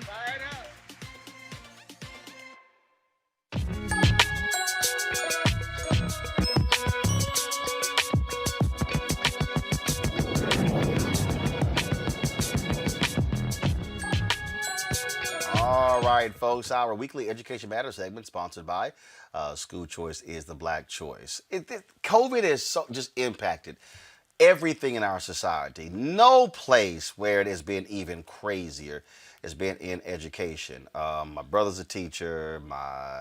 Two of my sisters are teachers. I sit here in our family group chat and I see their comments about, some parents at my sister's school. They actually created outdoor classrooms. Now you got school districts determining whether we go to some kids in school, some kids online. Let's go all online. You look at where New York is. I mean, it's sort of just all over the place. Parents are fed up. But the other issue, and it's just real, schools are also caught in a bind because you have some people like Trump and Rand Paul and others who are saying, no, kids got to be in school. But then you got others who are saying, but wait a minute, what all of a sudden if they are so spreading coronavirus? Well, my next guest is a longtime educator. He is president of the Harlem Children's Zone and, of course, also being highly recommended for the position of Secretary of Education in a Biden administration. Yes, I'm going to ask him about that, but we welcome Dr. Jeffrey Cannon to Roland Martin Unfiltered. Doc, how you doing? Hey, Roland, it's been a while, my man. Haven't seen you in a while. In these crazy times, look, all I can say honestly, my family's good. I'm in good health. The rest of the world, I'm real worried. Let's talk about in terms of where we are when it comes to these kids and education, man. It is so difficult because, again, I've got family who are teachers. I've also had, my wife and I raising two of my nieces. They're 16 years old. And so they're going to school online. I walked into their room today and I'm sitting there like, okay, y'all laying in bed in school. We got a classroom set up at the house as well. I got another niece who's a sophomore at Howard University. She came here thinking they were going to be, having labs at least once a week. They've been all online, so she's going to school online. And then we have to worry about the folks who don't have good Wi-Fi, who don't have computers, who don't have pads, who don't have those resources. I mean, this is absolutely exposing the vast inequities in our educational system. I mean, you couldn't be more correct. In New York City alone, they said there's 60,000 children who can't get online because either they don't have devices or they don't have internet connection. But even if you can get online, the quality of the instruction children are getting is absolutely horrible. And it was horrible in the spring. And I was yelling and screaming and saying, look, we got to take this thing seriously because we're going to shut back down in the fall. We didn't take it seriously. It doesn't make any sense. How are parents going to go to work if your child is in school 2 days and home 3 days? This thing is a real disaster. And, I've started calling Roland that when this vaccine comes out, that we put teachers right after the healthcare workers, and we vaccinate the teachers, and we get them back into the schools. We have to worry about the most vulnerable children who, if they get COVID, will really get very sick, and worry about our high school kids. But we gotta get these kids back connected. They are suffering. They are not getting an education, and we're sowing the seeds to the next generation's inequality right in front of our eyes. And so when we talk about where we are, first of all, what you just laid out, one of the problems is that the Trump folks, let's be perfectly honest, they kept downplaying it. And I think a lot of these people kept thinking, oh, yeah, but August. I kept telling folk in April, I said, I'm going to tell y'all something right now. Y'all can hang up August. And I was saying then, y'all can forget the spring of 2021. I said, guys, at the absolute earliest, we're back in the classroom in fall 2021. But you're absolutely right. They kept giving folks false hope. And then by giving false hope, they weren't preparing for the long term. Well, you're right about this. You could not handle this situation worse, in my opinion. First of all, we know the lack of federal leadership. Donald Trump, the vice president, what they have done has cost at least 100,000 lives, at least. We know that things could have happened to protect folks. It wasn't done. They just simply said, let's send these folks out there. It's going to be fine. And here's the rub, Mark. We know, Roland, who kids are going to get hurt, whose parents are going to get hurt, who lost their jobs, who didn't get the PPP when they were giving out the money. It's all in our community. I think that we, as a collective, have got to go in and say to this new administration, not only do we have to start schools, but we need to do some major investing in these communities because we've exposed what 50, 75, 100 years of disinvestment in Black communities has produced. It has produced a set of circumstances where we are the ones who are getting sick, who are losing our jobs, who aren't able to gather the wealth from buying homes and other stuff because of redlining the history. And it's time for us to really try and make sure we begin to mediate those kinds of issues and remedy these situations. Education is part of this. It's a critical part, but we need a much more comprehensive view of education in this country these days. Quadricos, you're a professor at George Washington University. AV universities have been dealing with this as well. So your question for Jeffrey Canada.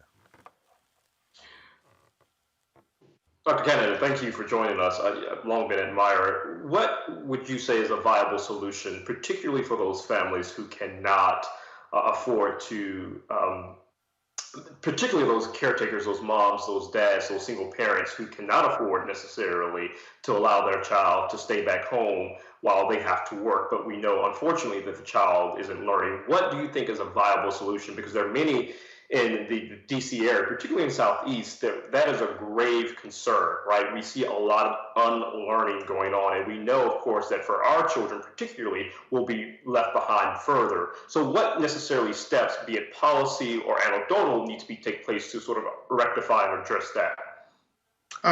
This is a great question because I wish this was just DC. You name any of our urban centers, you name the rural places. If you don't have real money, your child is not getting an education in America today, and it's traumatizing a whole generation of kids. So I think the answer is we've got to get these schools open. We need to get these teachers vaccinated. Look, they said they can start vaccinating people in December. Let's get every teacher, 3.7 million teachers, maybe another million support staff. They said they've got 20 million doses of the vaccine. Let's get our teachers vaccinated and open up our schools. We know the infection rate among children is lower. It's more the adults who are getting infected. If kids do, it's not quite as serious, but we have to protect the most vulnerable kids and their families. But we got to deal with this thing. What's going on right now is a total disaster for our community. Our kids are not learning. This hybrid thing is you go to school sometimes, you don't. Any of us who have technology, you know half the time the technology doesn't work. You can't miss 3 or 4 days of school a week because your device is not connecting to the internet and think you're getting an education. We've got to solve this. But my answer is not just to open up the school. Our kids are going to be so far behind. We have to think about how we surround them with the kind of supports our children are going to need. Look, they are suffering trauma right now. They're going to have mental health issues. Just imagine that you're worried about killing your grandfather. You can't be with your friends because you know there's something out there that's killing people. You listen to the ambulances. This is trauma for kids. And this trauma is not going to go away in a week or a month or a year. So we're going to have to surround these kids with a comprehensive set of supports. And I'm calling on the Biden administration for a massive investment in these communities to help support the education going on, because simply schools and having teachers go in and principals is not going to make up for what's happened. These kids have already lost a year of education, in some cases two. Niambi? Yeah, so you actually hit on something that I was going to ask Dr. Canada, which is how do we help these students who have lost so much so quickly? And what do you think the long-term consequences? How do we get to the catch-up phase? Will they ever be able to catch up? And then what kinds of accommodations do we need to make for that? And then I was going to ask you to address these other kinds of collateral damage that are happening to these children outside of learning their social skills and their social development and other kinds of things. Yeah. So look, we know about ACEs, adverse childhood experiences. We know that when kids grow up in households where there's domestic violence, substance abuse, poor mental health, loss of an apartment, we know the impact of the stress on that impacts these kids into their 20s and 30s. If you want to understand a lot of the health disparities that happens in our community, it is because of the constant stress from not just from family stuff, but from racism, from worrying about the police, from the fear of losing your home or your apartment. This has a long-term impact. We have never in our community had a whole generation of kids subjected to 7 months of toxic stress, unrelenting. And we're going to have to really provide a different way of thinking about school. We've got to bring in mental health supports. We've got to train folks how to talk to kids. We got to look out for the signs of depression, the signs of suicide, the signs of kids disassociating, don't want to go back to school because they're traumatized and they're scared. We've got to actively look for the children and not wait for them to start acting out in ways that are self-destructive. So I think we've got to rethink education. That's my thought. It has to be school, but we have to get the mental health supports in here. Now, there's a whole bunch of other things that's going on. School is the place that we learn how to interact. We learn how to get along. We've broken a lot of the social bonds that kids develop.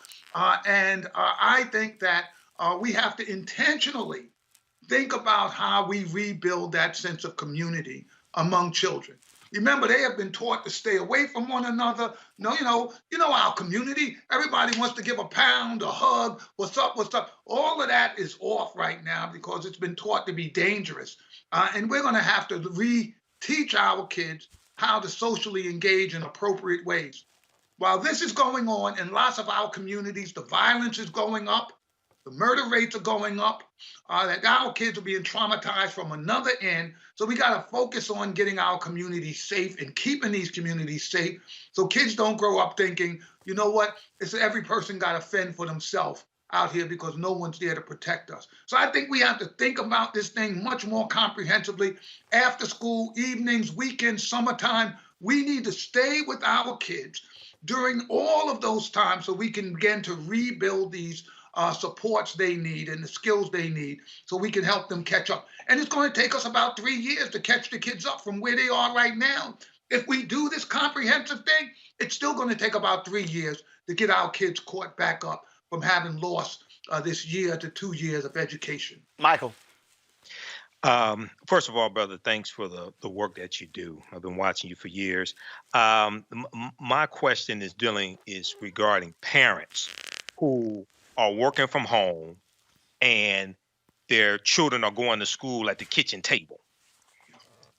Do you have any tips for parents who are trying to juggle this and keep the children engaged in school? I have a friend who has he turned 8 today, 8-year-old and a 12-year-old. And it's hard trying to keep them engaged and the parent is trying to do their work for their job and then monitor the children in between classes and keep them on schedule and keep them engaged, keep them interested. Any tips for parents how to navigate this? It's a great question because, parents are suddenly thrust into this role of being like the teacher and none of them have been trained. So here's the first thing I would say. Exactly. You have to set up a space, right? A defined area. And you have to set it up in a way that you limit the kid's ability to be distracted. So the worst place to put the kid is like in the middle of a round table where they can see everything going on around them. You want to get them in an area where their focus can be guided in a way. And you want to get them their own stuff, a little chair to sit on, something to act like a desk, their own pencils and pens set up in a place that they always can find them. And then as a parent, you need to let your child know, you know what, I'm going to check back in with you in 1 hour and I want you focused. So, and then you need to check back in so that that child constantly feels there's some support and adult guidance and attention focused on them. So those are some of the things I think we need to do. If your child is really struggling with focusing and paying attention, I would say that what you need to do is start them off in small pieces. So if you know after 45 minutes this kid is drifting off, they're not, well, set a timer and then intervene and get that kid off that screen for 5 or 6 minutes. You can look at it and keep an eye on what's going on. And then let them move around and get some, because it's unnatural for kids to sit still constantly. How many times have kids raised their hands? I want to go to the bathroom. They don't really have to go to the bathroom. They just need to get up and do something. That's different when you're in your home and someone is constantly looking at you. So I think we have to plan breaks for kids and then occasionally just do something fun. Just, do some jumping jacks, play 10 minutes worth of a card game, do something that breaks up that learning day, gets their brain off of it. We know you can't focus, even adults, for more than half an hour, 45 minutes at a time. Having a kid sit for hours staring at a screen, that's not learning. It's not healthy. It's not the way that kids should learn. So the parents have to break it up. And if you can time it so that you can work it around your work schedule so it's not right in the middle of a meeting, but your kid knows that you're going to come and you're going to do something fun if they just hang in there, I think that's going to help a bit. Jeffrey, I asked you a question here. Of course, we talked about what's next in terms of this Biden administration. The group of African Americans who are advocating for a Black Secretary of Education. The question is, and your name is one of the ones they mentioned out there. Would you want to do that? So, Roland, first of all, I know this group of educators. These are very serious Black men and women who care about our kids, are out there fighting for them every day. One of the big issues we care about is we want great schools. We don't care if they're traditional public schools, if they're charter schools, if they're parochial schools. We want great schools for our kids because we don't have the time to wait for them to fix this thing. If you have a kid in the 3rd grade, you can't say, well, a couple of years from now, I think maybe your school will be okay. So until then, we're just going to sort of have to do with this. That doesn't make any sense. So there are a group of us who are saying, let's just make sure we're giving our community every opportunity possible. Because if you have money, you have options. You can send your kid to a private school. You can send your kid to a parochial school. You can pay for that. If you don't have money, you are really stuck. And if you're stuck in one of those places where you don't have high quality education, you have no choice for your child. And we know what some of that looks like. So I want to be in that discussion. I want to be in that debate. But just for me, I've started a new job, Roland. It's called the William Julius Wilson Institute. William Julius Wilson, a really famous African-American sociologist, started his career in Chicago, then went to Harvard. He's written about this issue of poverty, and his 2 books that I really highly recommend is The Truly Disadvantaged and When Work Disappears. Those books changed my way of thinking about poverty because what Bill Wilson was saying is, look, we keep focusing on the symptoms, but what happens when people don't have work and they don't have jobs and they can't pay to take care of their families, you get all these other social ills. You get the alcoholism, you get the substance abuse, you get the domestic violence, you get the child abuse, you get the criminal justice involvement. And it doesn't matter if you're Black in Chicago or if you're in rural Appalachia, when those jobs leave, these same problems come. So we believe that the answer for our community is to get our folks prepared with high skills to get good, decent jobs. And I just came out of retirement to start this new institute, and I'm going to be trying to go out and save an additional 1 million kids in this country over the course of the next 5 years. So that's my main focus right now. But I support the group of African Americans who are saying we need to have our community needs to be reckoned with. Look, I'm going to say something, Roland. I don't know. Maybe people think this is controversial. Maybe they don't. There's one reason that President-elect Biden is going to be in the White House on January 20th. It's because African Americans went out with COVID and everything else, and they voted that man in. And when he got the help in South Carolina that turned his whole primary campaign around, that was African Americans. So I think our community have some bills that are coming due from this administration, and education ought to be one of those places that we get special attention. Oh, well, let me be real clear. There are a number of things that are due. Trust me. And I'm going to sit there. In the words of that great financial planner, Frank Lucas, I'm going to get that money. Dr. Jerry Buchanan, always a pleasure, man. I appreciate it. We'll have you back soon. All right, Roland. Appreciate it, brother. Keep it up. All right. Thanks, everybody. Thank you very much. All right, folks. Just some breaking news. 17-year-old Kyle Rittenhouse, a teenage gunman charged with killing 2 protesters in Kenosha, Wisconsin this summer, was released from jail this afternoon after posting a $2 million bond. He faces a series of felony charges, including intentional homicide and reckless endangerment in the shooting of 3 men during a protest in August. 2 of the victims, Joseph Rosenbaum and Anthony Hubert, died that same night. The protests were the result of the police shooting of Jacob Blake, an unarmed black man who was shot in the back 7 times just days earlier. Rittenhouse claims he fired his assault-style rifle in self-defense, but he also admitted that he actually purchased that gun with his stimulus check. Interesting. Let's go to the case of Kawan Bobby Charles, a 15-year-old who was found dead in a sugarcane field earlier this month in Louisiana. He will be laid to rest this Saturday. Selena Charles, the family spokesperson, said, "We are hurting right now and will continue to hurt, but Saturday we will come together and finally be able to mourn." The 15-year-old was found dead after going missing from his family home. He was last seen with 37-year-old Janet Irvin, her 17-year-old son, on October 30th.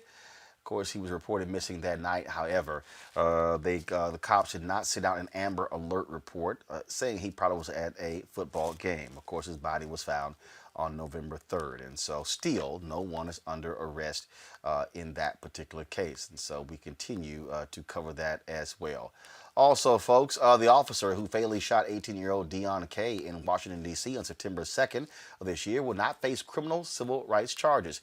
Kay's death sparked nationwide protest and calls for charges against the officer involved.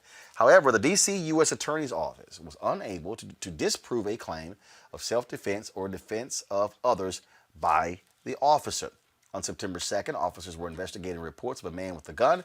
The officers say they saw people in and around a car. Now, as the officers approached them, the people took off running. That's when officers say Kay brandished a firearm, leading an officer to open fire. Body cam footage was released 2 days after the shooting. Here's exactly what took place.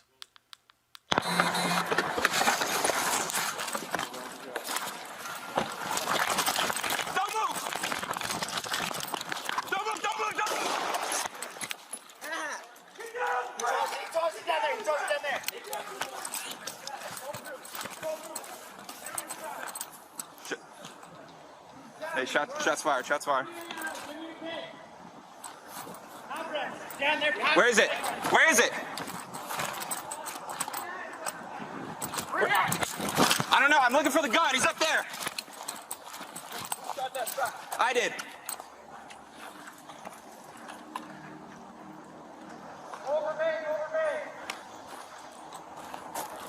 Where? Yeah, where's the...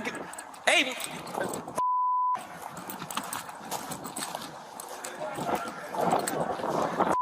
Canvas! Although the officer involved won't face criminal civil rights charges, the MPD is now investigating whether the officer's use of force was excessive or within the department's policy. All right, folks, also, remember the story A.J. Crooms, the brother who was shot and killed along with his friend, Sincere Pierce, there in Florida? Well, the family of Sincere, they actually are trying to raise money and is literally selling dinners for his funeral. We told you what happened was where Crooms picked Sincere up 4 minutes later. A cop in Brevard County, they pulled him over, saying that they were investigating a stolen car. In fact, the car was not stolen. Fired shots into the car, killing both of them. This is video sent to us by Natalie Jackson, the attorney for the family literally selling dinners to pay for Sincere's funeral.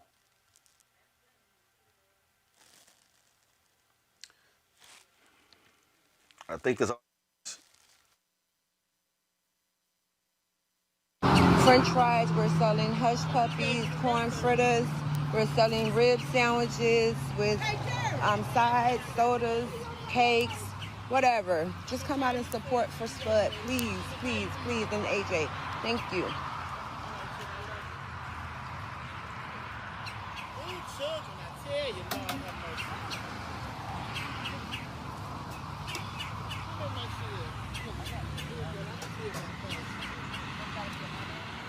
I've already reached out to Natalie Jackson to find out if there's a GoFundMe or some other kind of fund set up to help defray the funeral cost. Again, this is a photo of AJ Crooms and Sincere Pierce, the two brothers shot and killed by that police officer in Florida there.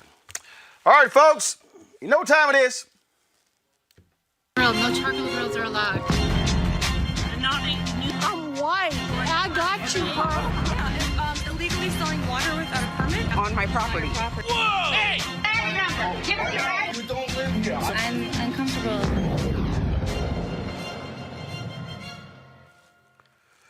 Folks don't want to wear a mask, and this Karen went shopping and refused to wear one. Let's just say didn't go so well for her. Shirt, no shoes, stand up, stand up. No mask, no service. Get your ass out. There's no reason why you shouldn't be able to shop without a mask on. Haven't you heard about the virus? Your masks don't work. This has been going on for almost a year now. If they work so well, why are people still getting sick? I wonder, stupid. Can you answer that question? I can, because they don't wear their mask. They don't wear their mask. Oh, really? Is that what it is? Because one person won't wear a mask. Goodbye. That's why the virus is still going on after a year. You're a dumbass. If you can't make your point without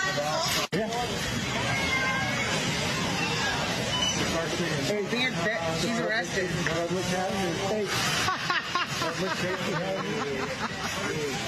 Oh, God. Hey, Niami, I ain't got no problem with that. You bring your ass in here with no mask, you're walking out in cuffs.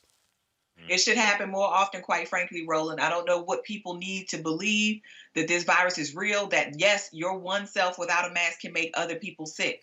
I mean, these people are dangerous, quite frankly. And so she should have been arrested. She should have been arrested when she hit the door. And look, I'm all for patron shaming, Quadricos. You're right, Roland. It's quite sad, quite ridiculous. I probably would have stopped her at the door. I would have called the police myself. And these people conveniently forget, right? They want to exercise constitutional powers and have a constitutional right to do it. Well, not when you are in a private company's store, right? And there are many companies across this country that have instituted policies internally that you can't walk into their stores without a mask on. So not only are you not, again, in right and moral community, but you are officially violating that company's policy by not wearing a mask. I don't know who allowed her in, but I would have stopped her at the door. Michael, I'm telling you, these people, and I love this. Are you telling me it's been a year, people are getting this because people are not wearing masks? Yeah, dumbass. Yeah. Exactly. Not only are they getting it, the infection rate is spreading, and the number of cases per day nationwide are increasing. Which state was that in? I don't know. Well, Ashley, what was that in? Where's it from? Which state or city? Not sure. I know it was at Costco, but not sure what city. Y'all don't have a city? Yeah. So just somebody gonna get cussed out. Just the fact that the infection rate is spreading so quickly, and you've gone from the first 1 million cases of coronavirus in this country took 100 days. the last 1 million cases, it took 6 days.